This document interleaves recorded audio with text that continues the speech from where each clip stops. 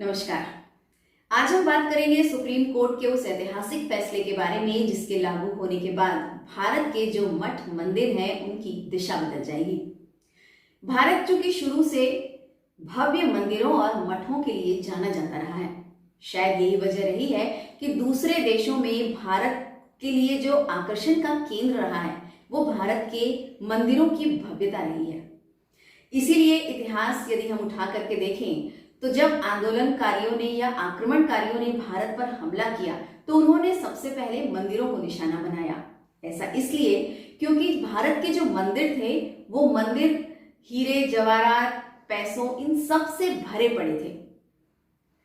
जितने भी आक्रमणकारी थे उन्होंने मंदिरों को निशाना बनाया, उनको लूटा और इसके बाद उनको विध्वंस करके और उनका सारा सामान लेकर के वो अपने देश वापस चले गए।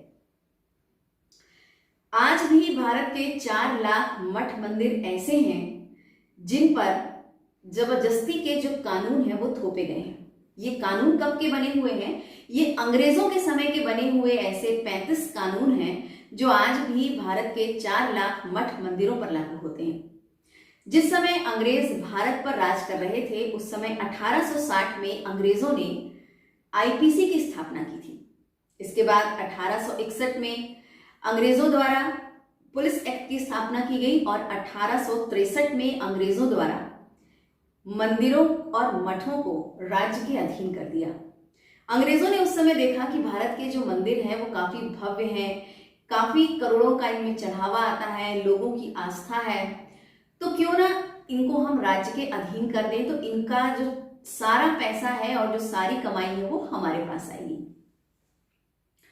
अंग्रेजों के उस समय के बनाए हुए कानून आज भी मंदिर और मठ पर लागू होते हैं, लेकिन मस्जिद और चर्च पर लागू नहीं होते हैं।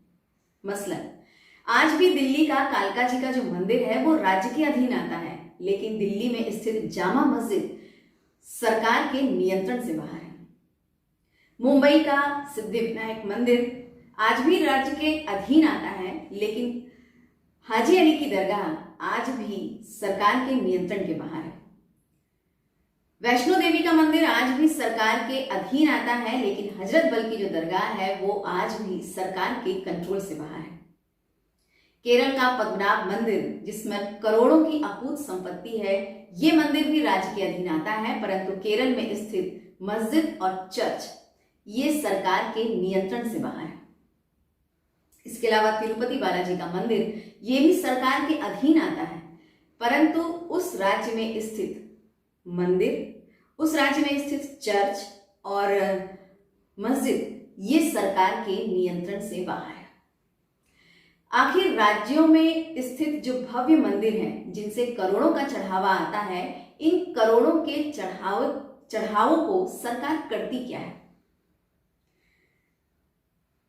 अश्विन उपाध्याय ने पीआईएल दायर कर कहा है कि क्यों ना भारत के जो 4 लाख मठ मंदिर हैं जिन पर 35 कानून जबरदस्ती थोपे गए हैं, उन कानूनों से भारत के जो मठ मंदिर हैं उनको आजाद किया जाए, ताकि इसमें से जो आने वाला जो चढ़ावा है, जो पैसा है, जो राशि है जिसे राज्य अपने ऊपर खर्च करती है, उस राशियों का उपयोग मंदिरों के रखरखाव पर, ऐसे मंदिर जो बहुत जीर्ण हो चुके हैं उनकी देखभाल पर, ऐसे मंदिर जहां के पुजारी काफी गरीब अवस्था में हैं उन पुजारियों के महीने के वेतन पर, ऐसे गरीब हिंदू परिवार जो काफी जरूरतमंद हैं उन बच्चों को हम क्यों ना छात्रवृत्ति के रूप में इन चढ़ावे के चढ़े हुए जो पैसे हैं या जो राशि है उस पर खर्च किया जाए। अब आपको प्राचीन पद्धति की एक बात बताती हूं मैं।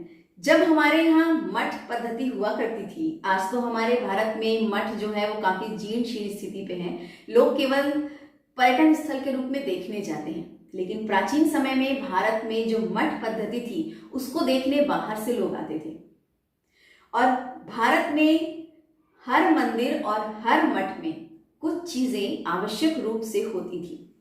जैसे भारत के जो मठ थे जहां पे बच्चे शिक्षा लेने जाते थे, जहां पर विद्यार्थियों को सनातन धर्म के संस्कार दिए जाते थे, उन संस्कारों में मठों में गौशालाएं हुआ करती थी, मठों में यज्ञशालाएं हुआ करती थी मठों में व्यायामशाला हुआ करती थी, मठों में आयुर्वेद सेंटर हुआ करते थे, मठों में विवाहशाला हुआ करती थी। ये सारी चीजें वहां पे हुआ करती थी।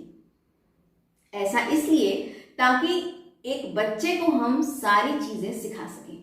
जैसे जो यज्ञ है वो भारत की सबसे प्राचीन पद्धति है। जब संत और ऋषि मुनि यज्ञ करते थे तो उस यज्ञ में इतनी ज्यादा ताकत होती थी कि वो देवताओं को आवाहन करके उस राज्य के कल्याण के लिए वो यज्ञ किया करते थे। इस यज्ञ की ताकत को महसूस करने के लिए जो हमारे भारत के जो मठ हैं, इन मठों को विकसित किया गया। लेकिन आज की यदि हम वर्तमान स्थिति देखें तो आज भारत में जो मठ हैं वो जीर्ण शीर्ण स्थिति पे पड़े हुए हैं।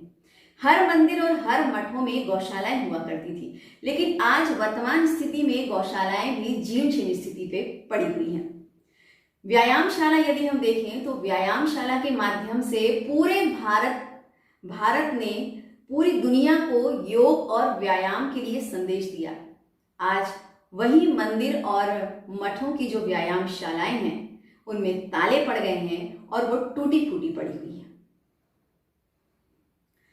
अश्विन उपाध्याय की पीआईएल से एक बात तो तय हो गई है कि सुप्रीम कोर्ट ने केंद्र और राज्य को ये आदेश दिया है कि वो इन 4 महीनों में अपना स्टैंड क्लियर करे। यदि वो अपना स्टैंड क्लियर नहीं करती है तो उनके द्वारा दिए गए निर्णय मानने के लिए केंद्र और राज्य को बाध्य होना पड़ेगा। यदि अश्विन उपाध्याय की पीआईएल लागू होने के बाद सुप्रीम कोर्ट का जो निर्णय है, यदि वो भारत के मठ मंदिरों पर लागू होता है तो उसका क्या असर भारत के मठ मंदिरों पर पड़ेगा, आइए इस पर भी हम थोड़ा सा नजर डाल लेते हैं। भारत के जो 4 लाख मठ मंदिर हैं जो सरकार के अधीन हैं, इसके साथ में इनकी जो लाखों करोड़ों की जो जमीन है वो भी सरकार के अधीन है। यदि वो स्वतंत्र होती है तो हम फिर से यज्ञशाला को विकसित कर सकते हैं, व्यायामशाला को विकसित कर सकते हैं, आयुर्वेदा सेंटर्स को विकसित कर सकते हैं, विवाहशाला को विकसित कर सकते हैं, गौशालाओं को विकसित कर सकते हैं।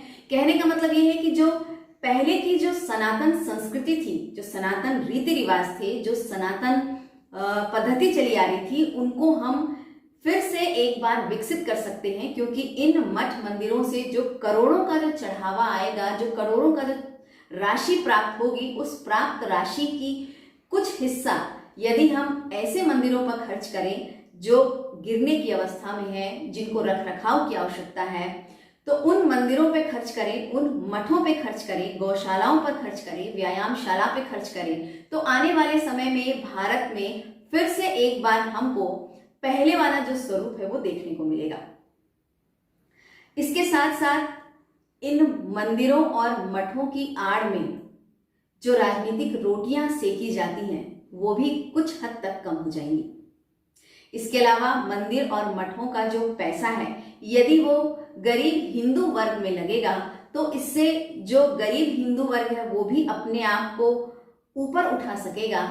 और भारत के ऐसे अनेक मंदिर हैं जो गिरने की स्थिति पे हैं, जिनकी देखभाल करने वाला कोई नहीं है, उन मंदिरों को भी हम एक बार फिर से खड़ा कर सकते हैं, उनको भव्यता दे सकते हैं।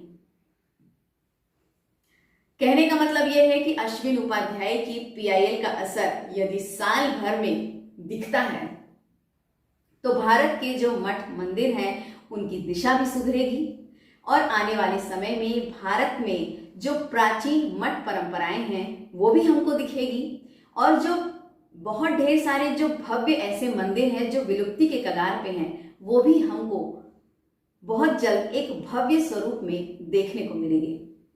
नमस्कार।